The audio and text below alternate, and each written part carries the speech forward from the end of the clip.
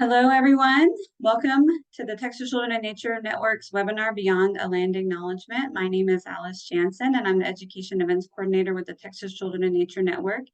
And we are very excited to have you all with us this evening. We have Adam Flores with Roam Wild helping us with our tech support today and taking attendance for this webinar. Thank you so much, Adam. We do have automated closed captioning for the webinar.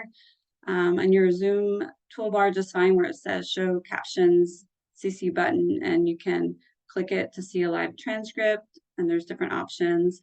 We are going to go ahead and record this evening's session so that we ask everyone to save the bandwidth on this, to turn off the cameras and mute themselves during the presentation. We may have some opportunities for folks to unmute kind of during the Q&A discussion portion of the webinar.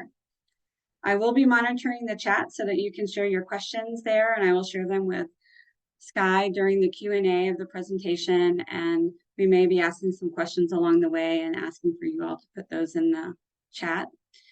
I will be sharing the recording of the session today in a follow-up email that'll come out next week. If you are uncomfortable with your name showing, you can change your name to anonymous and then private message Adam with your name for our attendance list. Also, if your Zoom name doesn't match the name you registered with, please change your name or private message Adam with your name. And then this next part is important. Only registrants that attend the live webinar are eligible to receive a certificate of completion. We do not automatically send all attendees a certificate. You must request the certificate after attending the live webinar. The email you receive with the webinar Zoom link has the specific instructions for requesting the certificate. Attendance is taken during the live webinar, and we do check our attendance list to confirm your participation. We will need the name you registered with to issue the certificate. All right, now that we got that out of the way, I'm going to give our land acknowledgement. We do a land acknowledgement for all of our webinars and programming. The Texas Children and Nature Network is headquartered in Austin, and as such, I am on the ancestral and unceded land of the Tonkawa, Comanche, and Sana people. Our ongoing colonial presence on Indigenous lands compels us to take action now to counteract the effects of colonization. The work we do through the Texas Children and Nature Network is one small step towards that effort. And here in a moment, I will put some information in the chat to learn more about land acknowledgements and these Indigenous peoples groups. So with that, we have a very special webinar planned for you all, and it's called Beyond the Land Acknowledgement with Skye Howell, and she is with Full Humanity Consulting and Great Promise for American Indians. So I'm going to go ahead and turn it over to Skye, and thank you all for being here.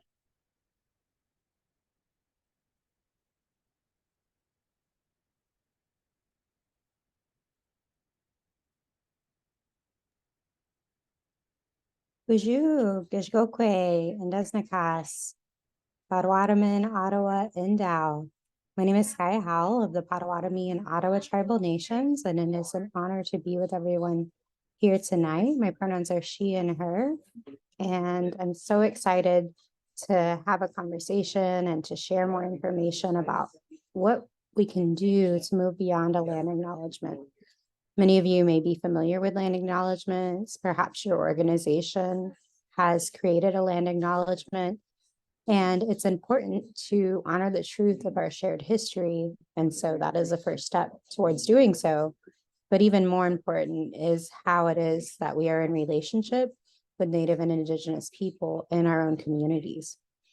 The slide here that you see is a land acknowledgement slide that I like to offer when I'm invited to share a land acknowledgement. Not only do you see the tribes, some of the tribes that Alice mentioned and the land acknowledgement that was just shared, but you'll also see additional tribes. And for me personally, I like to honor every single tribe that I know of or learn about and include them in a land acknowledgement, in particular, the federally recognized tribes, the Alabama Coshada tribe of Texas, the Kickapoo traditional tribe of Texas, and Isleta del Sur Pueblo. I also like to acknowledge the state recognized tribes, the Texas Band of Yaqui Indians and the Lipan Apache tribe, as well as one of the oldest known tribes to this land and region, the Coahuiltecan, and all the other tribes known and unknown, including the Caddo, the Chickasaw, the Comanche, the Comacrudo, Delaware, Wichal, Karankawa, Osage, Neches, Shawnee, Tonkawa, and Eastern Pueblo. You may be familiar with some of these tribes through things that you've learned in school. However, what I found is looking at maps may be largely inaccurate. We've had a lot of tribes migrate through this area in Central Texas, where I now reside in Austin. And so offering a more expansive perspective of who was here is really important. So I want to tell a little bit about why I'm here and why this work is so important to me in particular and my family. You'll see here in the middle a picture of me, my husband, my son, and my dad. And this was taken on a family reunion that we had not too very long ago.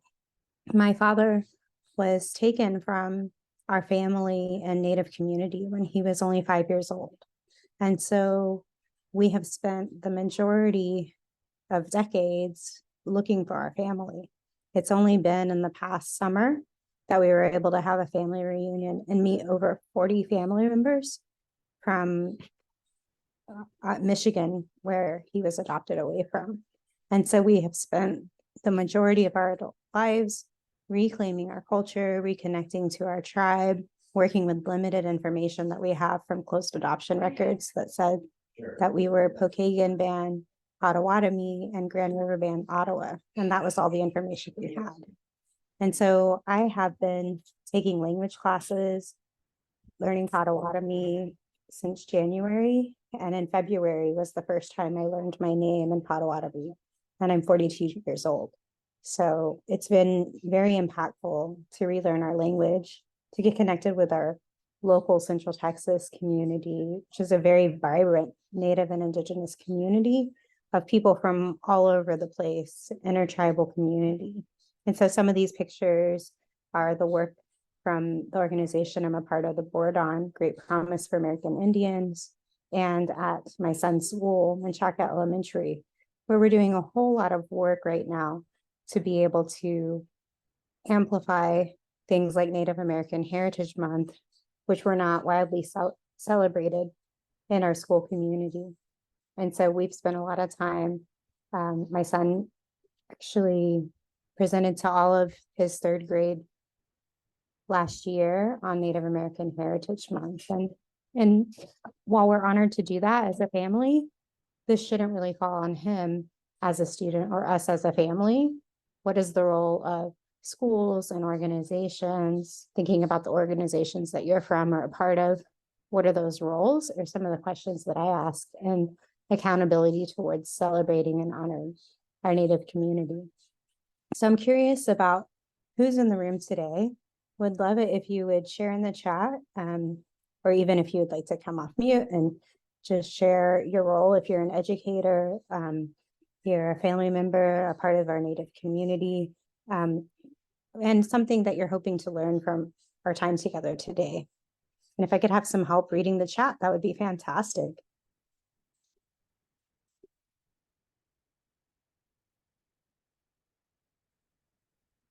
All right, let's see what comes in here. Nothing yet. Don't be shy.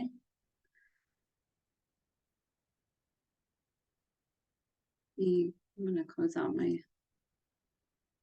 All right, so Talia says, hi, I'm a social worker. Anybody else like to share who they're working with and what their interest is? All right. Anna says, hi, I'm a recent college grad and currently work in an environmental nonprofit. Awesome. Annette says, I'm a permaculture based on Indigenous wisdom educator, designer, and project manager with Family Permaculture and Food Forest Abundance internationally. That's interesting. Amanda says, I'm an environmental educator for the City of Boston Watershed Protection Department. I'm creating a new tour for fifth graders at Barton Springs, and I'm including a land acknowledgement. Well, you're in the right spot, Amanda. Awesome. Celia says, I am an ED of a local arts, so executive director of a local arts nonprofit. I'm hoping to learn some ideas about moving beyond just stating a land acknowledgement, also in the right place. All right. Thanks so much for sharing. And Celia, so good to see you again. Glad that you're here. Thanks everyone for joining and for sharing a little bit more about what you're hoping to learn. We're going to cover a lot of information tonight, and I'm going to be sharing my slide deck, and it has a lot of resources linked. So if you missed something, don't worry about it. We're also recording tonight. And so we want to talk about more about what does it mean to be Indigenous. There's a lot of confusion, perhaps, about what it means to be Indigenous or Native, and increase some awareness of issues within our Indigenous community. And then talking about indigenizing your curriculum, your programs, your special events. And so those are some of the big things we're going to talk about, and we'll leave some time later on for some questions. But you can also put your questions in the chat and we can answer them as we go along. So what does it mean to be Indigenous? Go ahead and close your eyes for just a moment. I invite you to close your eyes or find a place to fix your gaze. Think about when you hear the words Native American, American Indian, Indigenous. Is there an image that pops into your head? What does that look like? What can you see? What can you envision? Now I invite you to open your eyes and to notice this beautiful group of Indigenous people. We're all meeting to talk about Indigenous issues and what it means to be mainstream Indigenous person. So we come in all colors from all over the world. And to be an Indigenous person, it doesn't mean that we're one single thing. We have different regalia, we have different customs, traditions, languages, belief systems, and our own political systems as well. Being Indigenous is a self-identity, which suggests that an individual claims and is claimed by a community. An original people connected to a specific territory, the land and the resources of that region, distinguished from the dominant societies that colonize the land. And maintaining a connection to distinct culture, beliefs, spiritual practices, language, food, and political systems. So you may have heard of tribes in North America, First Peoples, First Nations, Aboriginal groups, Indigenous peoples of South and Central America. There's a lot of different Indigenous groups who identify in different ways. And so a lot of times I'm asked, how do you want to identify? And, what are the differences between Native? And is it okay to say Indian? And for me personally, I like to be identified by my tribe first and foremost, and then to be called Native. I don't like the term Indian. We're not in India. However, it's important to notice that the categories that were assigned were given to us by the government and not actually chosen by our communities. And so this is the same for any of the racial categories that you know about. This is all assigned to us. It's not something that our communities choose to be described as. So one thing I wanted to share when you're thinking about land acknowledgements and looking for ways to connect and to learn more, there's the Native Land app. And this is something that you can visit on your computer. There's a link to this, and also on your phone. It's a great tool for whenever you're traveling and you want to know more about the Native people of the land that you're in. It also has the languages and treaties and a teacher's guide within it too. So there's a lot of different resources within the Native Land app to dig further and to dig deeper. And so you'll see on this image here, this is of what we now call Texas and the different tribes. And you may not see a lot of representation in Central Texas. We don't have any reservations here. but we have a large intertribal community of people from all over, and also the Coahuiltecan tribes that are very present in this area. So when we talk about Native American, American Indian, what does that really mean in the North American context? We have over 573 federally recognized tribes in North America.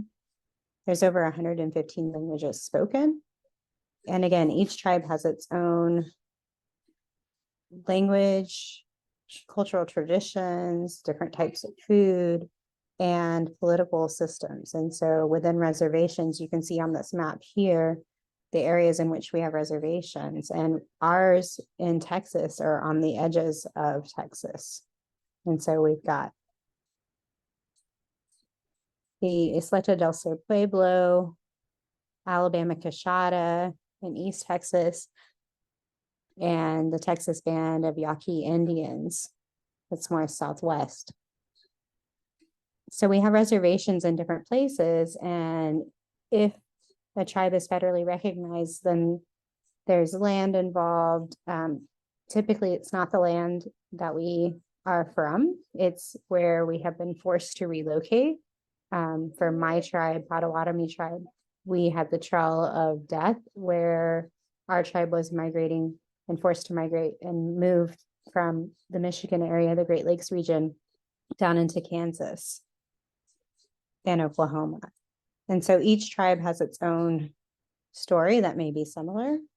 And on the reservations, there's access to basic services, sometimes medical, court systems, those types of things. And there's so many tribes that are not federally recognized for many different reasons. And so that, there's a lot of questions around, okay, who gets to be Native, who gets to decide, and what does it mean to be federally recognized? In Northern America, we do have blood quantum. And so this is a degree of Indian blood. So oftentimes I might have a question about, well, how much Indian are you? And so whenever you're federally recognized in a tribe, then we are issued a card that's just like a driver's license that has a degree of Indian blood and enrollment number. And that's how you access the services that might be on the reservation or have proof for different things. Within the national park system, if you have your tribal card and ID, you can get into the park system for free. But we're the only group of people who have to carry a card that says what percentage we are of something. And there's so many reasons why you may not have a tribal ID. And so for me and my family, because my dad had a closed adoption, we're not able to access his original birth certificate, and we're not able to enroll in our tribe at this time. However, we're working through the process of enrollment through our genealogical records, but this can take years. It may happen, it may not happen, we're not sure. And we just have the limited information that we have. Some people may be enrolled, or their tribe has not yet been recognized, and so they may never have access. A lot of times there's media misconceptions.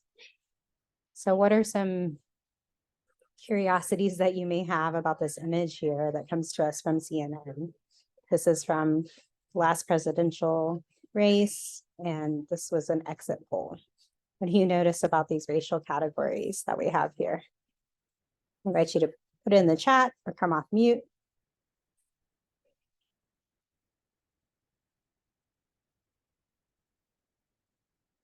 Well, there's no indigeneity represented there.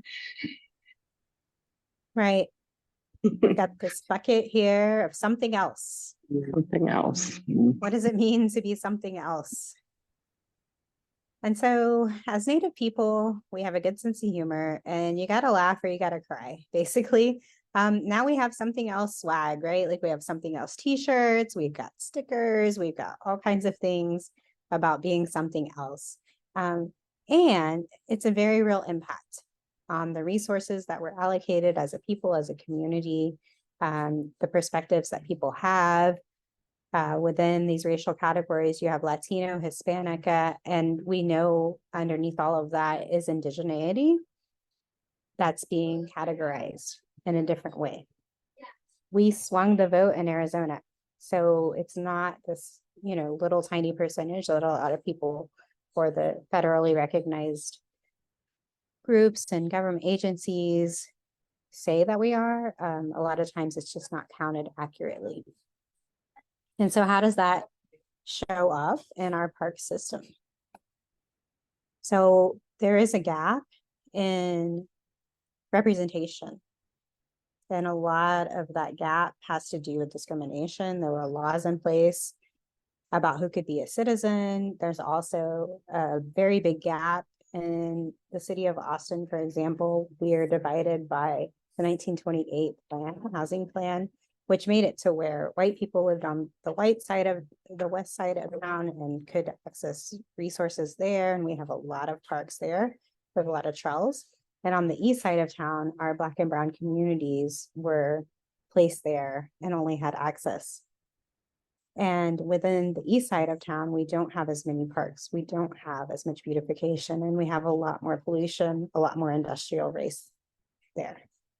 And so when we look at that and we look at this gap of access, there's a lot of historical trauma, there's discrimination, there's a lot of layers to how folks are accessing our parks.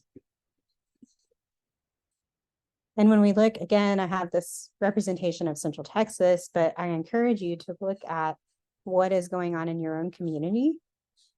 How do you know? So how do Native and Indigenous families get invisibilized? Again, through the bucket of Hispanic, Latino, some other race, or two or more racial categories. And so we're lumped in. There's a big bucket for other. That's about 27% of people. And so what can we do to make sure that we better understand what our demographics are and understand who it is that we're serving and how we're serving them?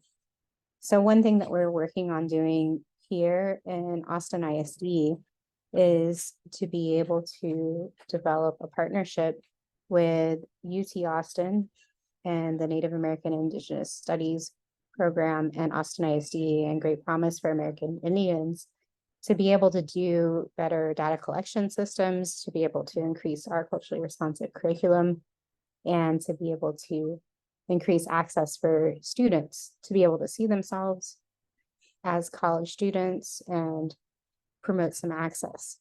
And so we are looking at bridge data collection methods. So if you have someone who checks two or more races, accounting for that in a variety of different ways. And so if someone were to check white and American Indian, for example, attributing that to each of those buckets. So that way we have a better representation and a better sample, not just having categories like some other race, but really having a representation of who is checking boxes and not automatically shifting if you check Hispanic, Latino, just only into that bucket. And so this is, it's pretty extensive work that we're doing.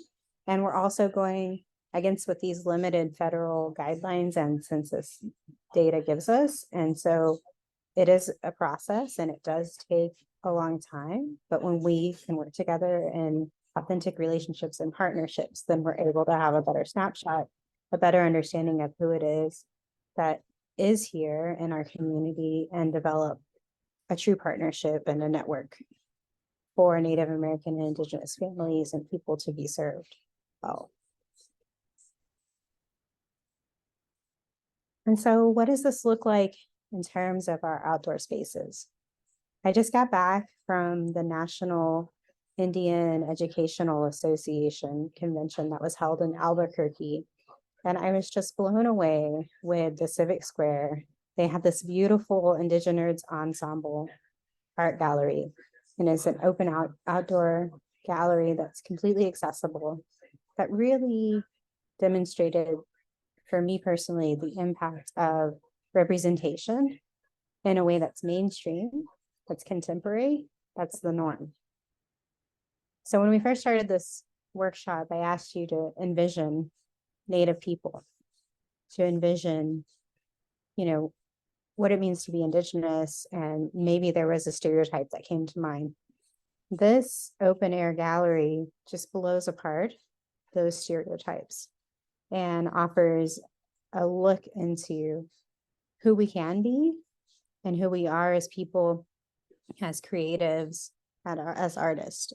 And so this image is by Connor Alexander, and his work is also integrated into Native game, an Indigenous strategy game, and it's called The Coyote and the Crow. And so highly encourage you to look into this game. It's a fun game to play, and it has some really beautiful artwork. There's also the image from Roy Boney, which is one of my favorites. Again, looking at Native and Indigenous people as the standard, as the norm, as the mainstream, as opposed to the exception, was really something that was very powerful for me and also for my son, who was able to go with me. And then this is the image that was one of his favorites by Kayla Shaggy. And so when we think about how can we honor and celebrate Native American Heritage Month, which is this month in November, what can we do to amplify mainstream Indigenous creators, writers, authors, and amplify the beautiful creativity and all there is about our existence, as opposed to going back to what we probably learned in school, which antiquates Native people into history books as though we're not here, because we're still here, we're proud, and we live a joyful existence. So one way that we do this, again, here in our community is by playing Native games for special programs. And so we offer cultural education through a couple of different communities that we're a part of. Again, through Great Promise for American Indians, we offer this, and also through the Puerto Rican Cultural Center, Indigenous community, the Yaraku, Yukayaki. And so this is a game that we love to play. This is a Potawatomi hoop and arrow game, and it would have been made with a hoop that's from a birchwood bark tree. And we do a contemporary version of this where we use hula hoops and we put twine through it. And the goal is to be able to get the arrow through the hoop. This is a really fun game to play. It's easy to access and easy to play. You can do it indoors or outdoors, and it's just a lot of fun. Also offering things like scavenger hunts and learning about edible plants. What are our native foodways? I know there are some people here who are doing some things towards food justice. And right now in Travis County, we are creating the first Austin Travis County food plan and looking at food justice. And part of that is, what are our native foodways? What are medicinal plants? What are edible plants? And how can we make sure that there are efforts to create community gardens, to create spaces where we can recognize these plants and learn about them. And things, traditional games like bow and arrow, and having different setups like that can be an opportunity to be able to amplify Native games, Native ways of being. Creating Native art. Again, I shared with you the Indigenous Nerd Open Art Gallery. We also have things like painting with plants, making colors from different plant life. There's some different links that are within this, and so you can go and check it out yourself. Making nature art, building a shelter, and using Native names and art in the parks. So I know in particular Art Spark, this is something that you all do, and something exciting and easy way to incorporate into programs and special events. And Native storytelling. So supporting Native artisans is a really important way and an impactful way to go beyond a land acknowledgement. You can hire a storyteller. With Great Promise for American Indians, we have storytellers. We have a dance performance group that celebrates powwow culture. And we do a lot of different programs within the libraries and museums. And of course, our annual powwow. So finding ways to be able to get funding. There's amazing funding resources to get grants for the Texas touring roster. And doing things like native star lore and learning about astrology, having a star party, wayfinding. You can see in this picture here in the middle of the bent tree, this is a way of showing directional landmarks for the trails and the pathways for Native peoples, learning how to find directions based on which direction the moss is growing, and doing activities like corn husk doll making. So this is a picture in the top left-hand corner of American Indian Heritage Day at the Bob Bullock Museum, where we did corn husk doll making and shared the stories from that. And then ordering Native books. There's so many amazing books by Native and Indigenous authors. And one of our activities that we did with Menchaca Elementary was to be able to get the funds to order a book list of about 70 new titles of Native American and Indigenous authors, and in Spanish as well. So we have a dual language program there. And a lot of times our Spanish curriculum is definitely not up to date. And so we're working to modernize that curriculum and make it more culturally responsive as well. And so we've got a vibrant Native community here in Central Texas. And these are just a few. Great Promise for American Indians. The Indigenous Cultures Institute is in San Marcos, and they're working on revitalization of the Coahuiltecan language and also repatriation, because unfortunately here in Austin, Texas, we have ancestors who are stored in cardboard boxes that will not be released without going through the NAGPRA process for releasing our ancestors, and they deserve to be buried. We have the Native American and Indigenous Collective, Student Collective at UT Austin, Central Texas Cherokee Township that does a lot of programs and activities throughout the region, the Chickasaw Community Council, the Puerto Rican Cultural Center, and then the federally and state recognized tribes. So you can have access to resources. Again, we have a very dynamic Native community. And I would love to share a little video here about the Austin Powwow. On behalf of the Powwow Committee, we want to say welcome to each and every one of you to the 29th annual Austin Powwow. We have dancers and singers that traveled many miles to showcase their talent right here in Austin, Texas.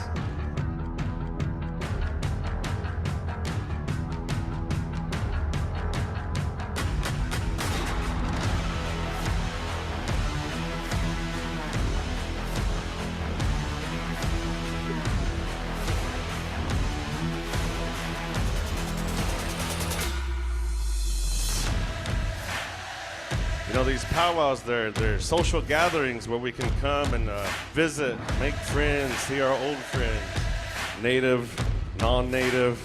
We're all brothers and sisters.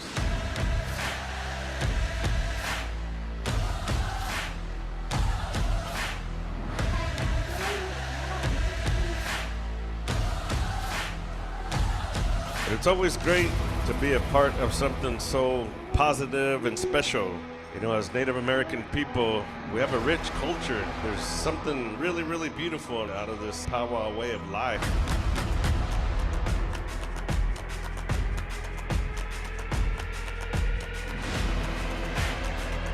We have a lot of oral history that's passed down from generation to generation.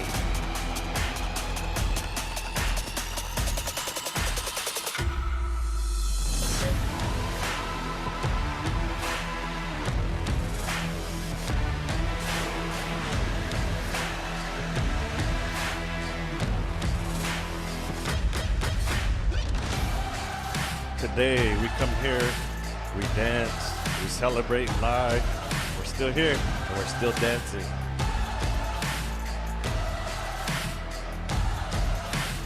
This is a celebration here, but sometimes we have to stop in the middle of our ceremony and say thank you to a veteran, thank you to an elder, thank you to all of our grandparents who showed us this way of life. Thank you. Our dear Heavenly Father, we thank you for this beautiful day. We, as Native people, we thank you for our beautiful ways, our culture, our songs, our dances. Until we see each other again down this road, amen.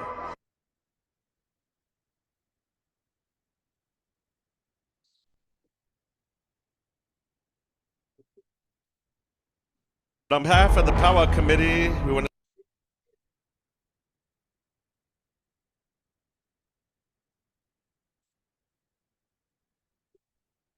And so I am very appreciative of everyone being here this evening and welcome any questions that you may have.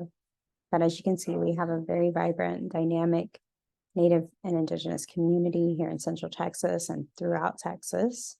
And we work every day to celebrate our culture, to eradicate any stereotypes and misconceptions, which there are many about our culture and about who we are as people, and to honor all those who came before us and the generations to come. And so I just want to open it up now to any questions that you may have that I can answer for you. Thank you so much, Skye. I realized that I had a question. This is a question that we were pondering recently over the weekend. My husband is half Mexican. His mom is from Juarez, Mexico, the border town with El Paso. And we think there's some indigenous descendants there and indigenous, history. And we're, there's been, stories passed down that, maybe there's some Apache and things like that. But I mean, I guess the best way is to do a DNA test. But since you've had to go down this path, do you have any tips or recommendations for folks that are trying to figure out, if they have any American, Native American, Indigenous roots? Yeah, and so again, for my family, we knew our tribes, and so that was really helpful because we did have limited information. There are a lot of people, especially from Central and South America, who don't have the records available. There wasn't that record keeping or formalized process. And so what I recommend to people is if they know of where their family was, looking at the region, looking at what tribes are there, the DNA test won't tell you which tribe that you're a part of, but it will say if it's, Northern American tribes or South Central American, it'll tell you at least that much to go on. And so what was really helpful for us though was finding our family members. And then we were able to even find out more information about our family history and our family tree and that way. And so, that there's a lot of different ways to go about it, but trying to trace back your family tree, your family roots, and then the local tribes in that area is one way that I would start with. Great. Thank you for that. There's a couple of folks that have their hands raised, and I didn't catch the order in which they were doing that, but we'll just start with Annette. She's has a hand raised. You can unmute and share.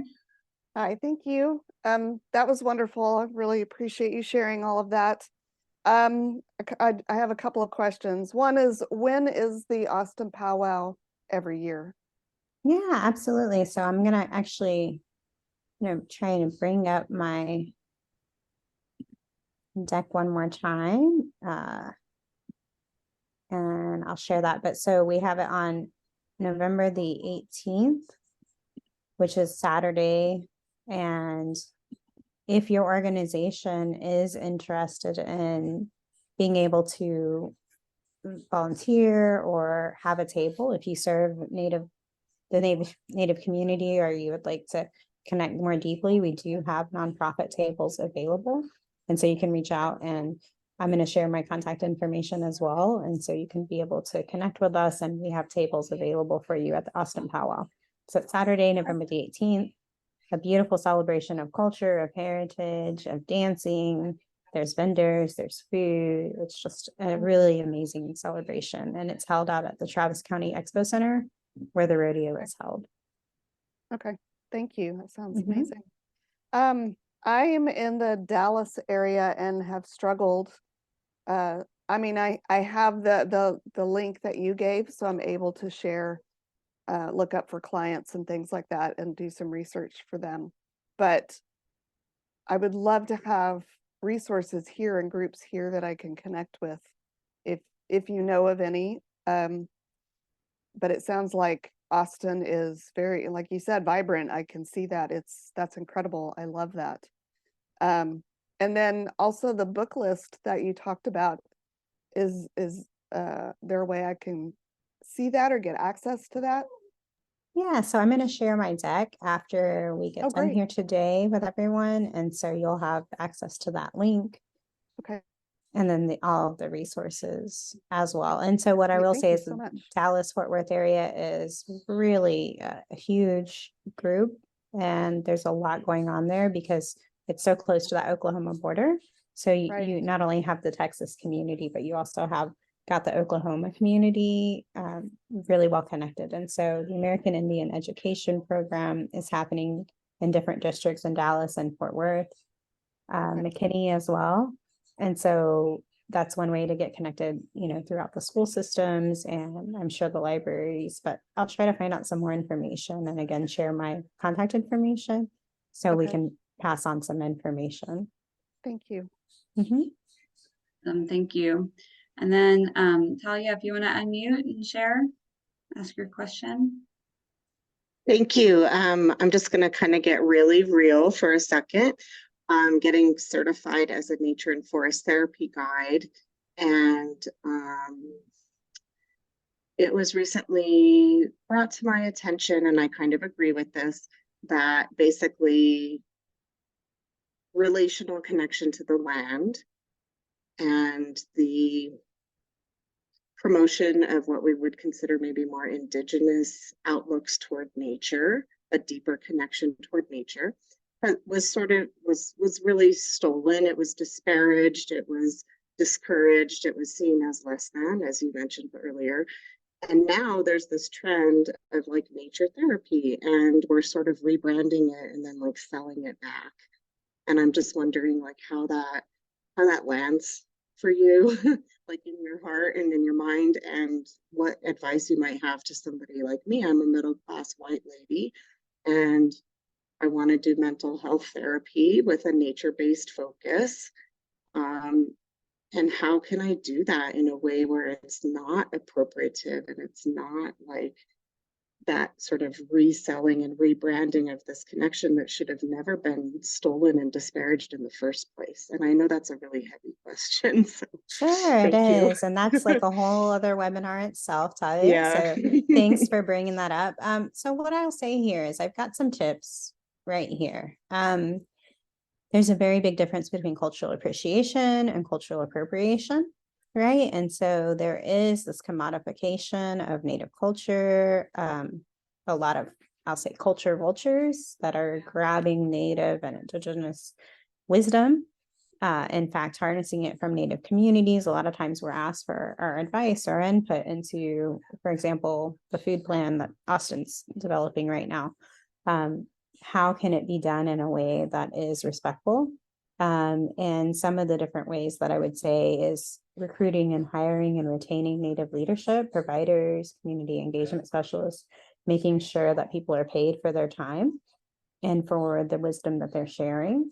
And not, you know, if there is going to be some sort of a product made or something that's going to be shared, making sure that the profits or the proceeds go towards our Native community. And so having a true partnership and solidarity with our Native community is particularly important, not just harvesting the knowledge and then, you know, putting it out there as though it's something, you know, like our land, like our bodies to be colonized.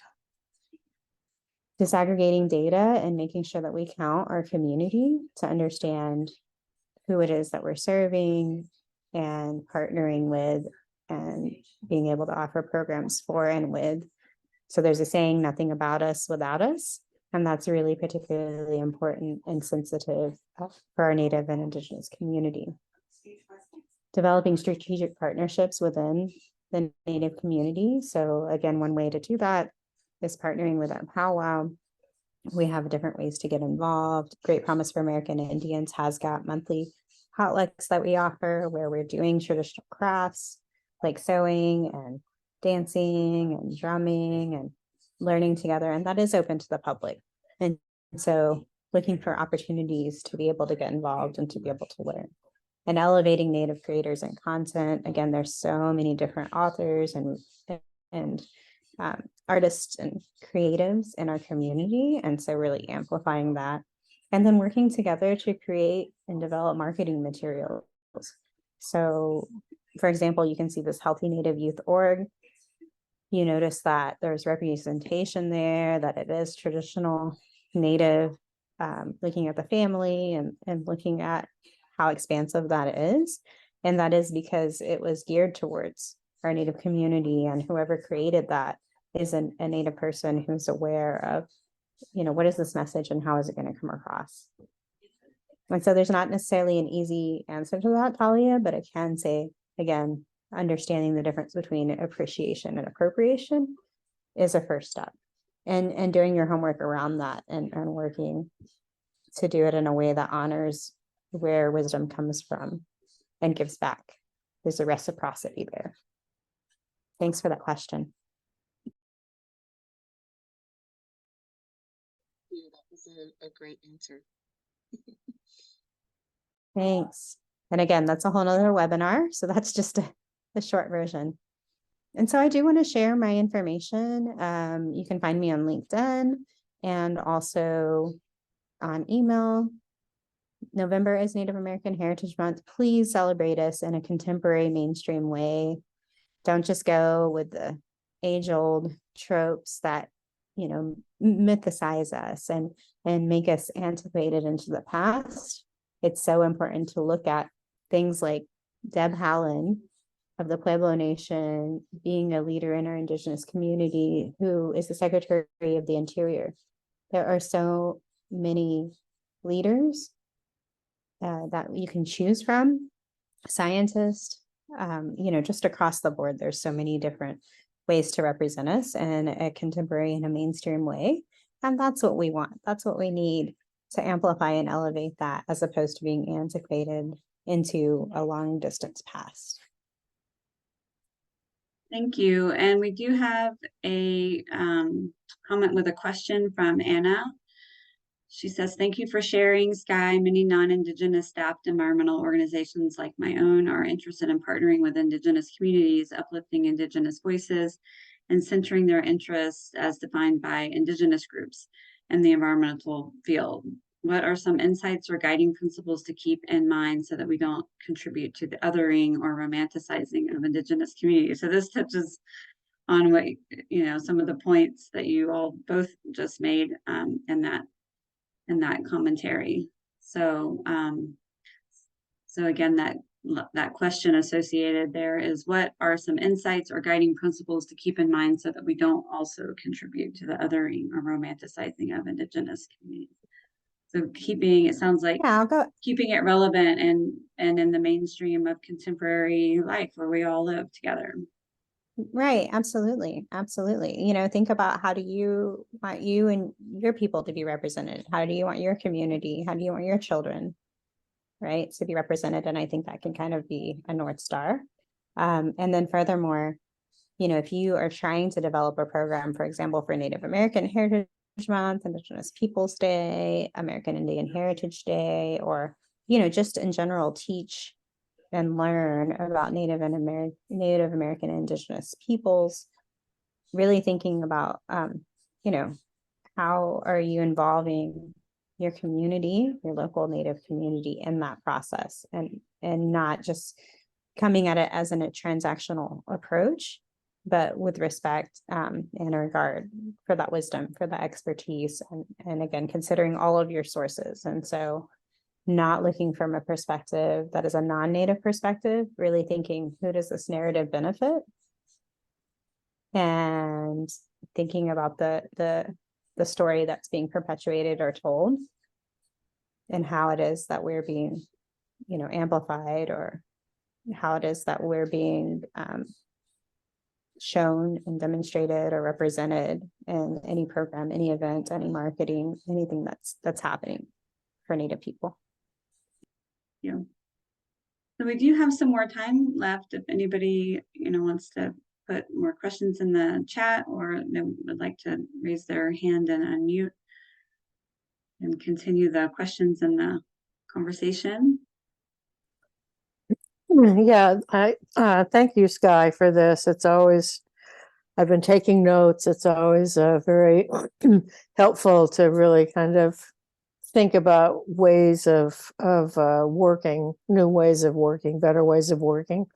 I'd like to have a little more conversation around this idea of appreciate versus appropriate, because I think that's a really wonderful way to look at it, but it's really hard to think about what is appreciation as opposed to, I think I know what appropriation is, but in today's world and in today's environment, people can go so far as to say you can't even appreciate, you can't even display artwork or something like that, or wear a beaded necklace because you're appropriating the culture. So I'd love to have a little bit more of a conversation around that to help inform me about how to engage in that conversation when it comes up.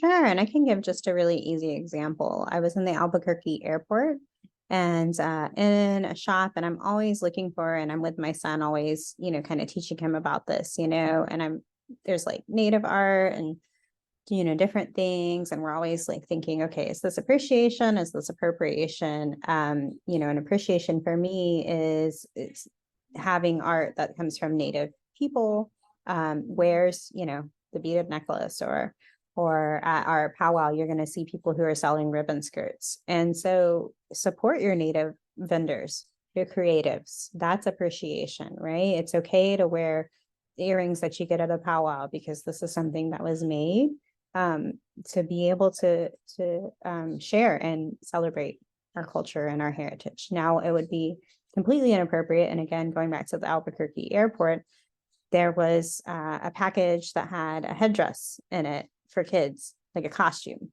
And our regalia is not a costume. That is ceremonial. That is something that should be worn by a chief. That is not something to be bought and played dress up with. Yes. And so, growing up, right? Cowboys and Indians, right? That's very appropriative. And it also just goes on this stereotype of that we're heathens or we're savages or we're the bad guy, right? And all of that. And it's such a very distorted version of who we are.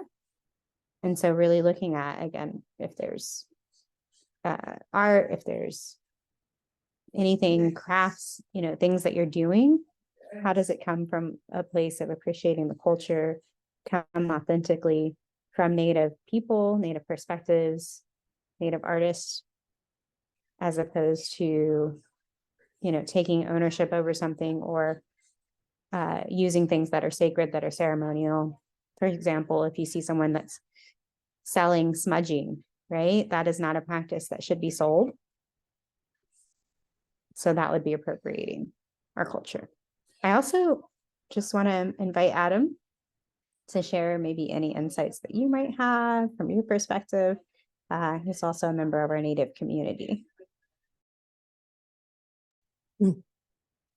That's really helpful, Skye. I appreciate that. Hi, everybody. I'm Adam Flores. I don't have a whole lot to share. I was just kind of chatting with Skye before we got started tonight. I will say, I know and Skye, something I didn't mention is, one of the things that we're trying to do with Roam Wild, at least, is kind of bring some of those experiences to youth, right? And so, like, if you take a look at our efforts as an organization, and you take a look at kind of the educational element of that, we try to incorporate community service. We're also trying to think about the ways that our work is engaging youth and understanding the historical elements of the areas that we visit, right? Especially in the Four Corners area. We did a trip to New Mexico last year and spent some time in Bandelier studying Native American ruins and understanding what that is and how like the impact of that area and its historical significance. And so, that I think spending a lot of time when I was with my dad in the Indian community obviously had a profound impact on who I am. I think the educational piece is the part of this work that I find the most interesting and important. So would love to follow up and talk offline, Skye, and see how there might be opportunities to collaborate, but really grateful for your work and for your leadership tonight. Thank you. Thanks so much. And thank you, Miigwech, for jumping in there, Adam. I know I put you on the spot there, but I do want to make sure that, your perspective is shared. Thank you. I appreciate it. Yes, thank you, Adam, and thanks for your help this evening. And we just have a few more minutes, so if anyone wants to add anything to the conversation or has another question they'd like to ask Skye before we say good evening, please feel free to do so. I'm going to take this opportunity before I forget to put in that valuation for the webinar today. We use this information to give us feedback on how we're doing, feedback for our presenter, and also we get your recommendations for future webinars. So we encourage you to fill out the evaluation. We also have our Texas Children in Nature Network Summit coming up December 6th through the 8th. Registration is open. We would love to see your smiling faces there. So I'm going to put that information in the chat as well. Linda says, thank you so much for teaching this and offering this. I appreciate this very thoughtful conversation. Adam's coming to the summit. Awesome. Let me get that in the chat. We are skipping the month of December in terms of webinars because we have the summit going on and we will need to rest afterwards. So we will be offering webinars again starting in January, and that one will be on environmental education, measuring impacts for growth, and the registration is already available. If you go to our resources webinar resources, we also have a teacher workshop that's already up for January. You can check that out there. And let me see what other goodies I have, if any. We encourage you all to become a partner of the Texas Children in Nature Network if you aren't already. I'll put that information there. And So, also, go ahead. So Alice, Yes. This started the Texas Children in Nature. Did it not start out of an interest group at Texas Parks and Wildlife? Yes. Yeah. So Because I was on that initial committee. So it's just delightful to see how wonderfully it's taken off and all the good work that you're doing. I want to congratulate you and the team for all of that. Thank you. And our executive director, Sarah Coles, is normally on these webinars, but she's not this evening, but she's been, working as our executive director, our first executive director from the beginning.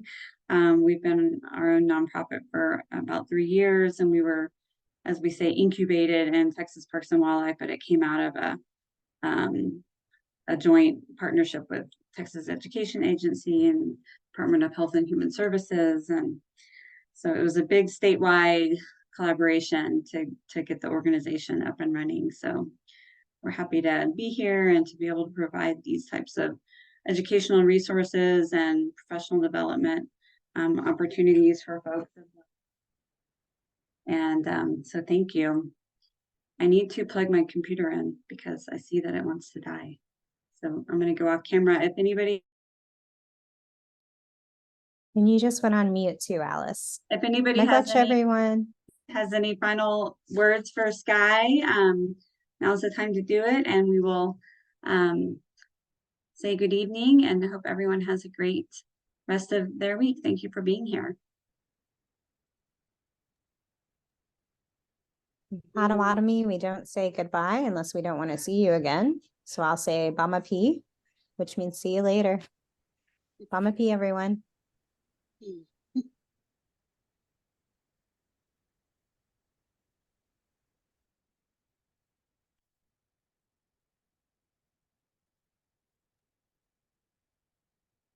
Awesome. Have a good night. Skye, it was so wonderful to meet you. I just snagged your phone, so I'll be in touch. All right, sounds great. Thank y'all Bye. so much. Have a good Take night. care.